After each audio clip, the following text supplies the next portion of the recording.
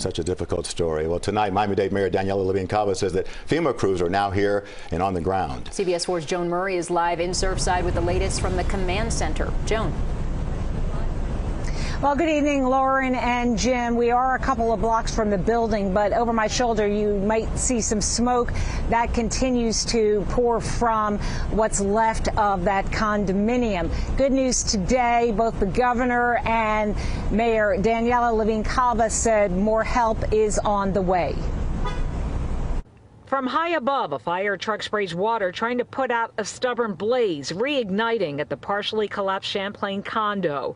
A day and a half after a portion of the 12-story, 136-unit building inexplicably fell to pieces, 4 are now confirmed dead, 159 unaccounted for. We have heavy machinery on scene to start pulling some of the superficial metal from above. That heavy machinery was used to knock debris off balconies, where it's feared it could hurt the rescue teams. These are the best first responders in the world. These are the ones that are sent to trouble spots. They've been to 9/11, they've been to Haiti, they've been wherever there is a disaster. The work is dirty and detailed. Heavy machines on top to lift debris, smaller equipment underneath ground to detect sound. As we learned from Miami-Dade Fire Rescue's Maggie Castro. We're listening for any sound that we hear because different sounds can mean different things. We are obviously constantly listening for anyone who may be calling out to us, anyone who may potentially be tapping or scratching to try to get our attention. It has to be done very, very carefully.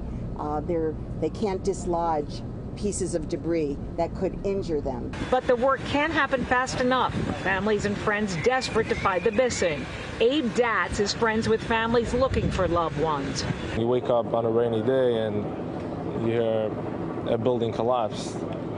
And you've seen this building every day. It's something everybody's scared now with their building. The governor said more help is on the way from the federal government to help the families who've lost everything. And he wants to know how this happened. You have families that lost loved ones in this building collapse.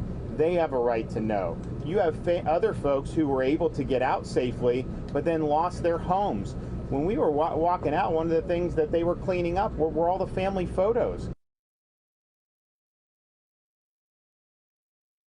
State resources are necessary to help try to figure out what happened here. So much is at stake, not just for all the families, people who lost homes, but people who are missing loved ones. But he said because we have such a heavy population of people living in condos all up and down the coast, it is vital that we know exactly what went wrong.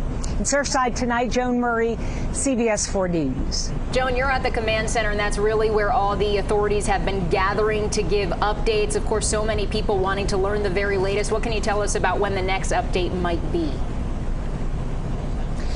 They have been having updates all throughout the day. The last one was at 2 o'clock. We expect another one. Now, at those updates, the mayor has been present, and she has given updates on exactly where things are with the search and rescue. And one of the other things she mentioned at that 2 o'clock briefing was, for the first time beginning today, they are giving briefings up at the reunification center a few blocks away. That is where all the families are waiting anxiously to get information.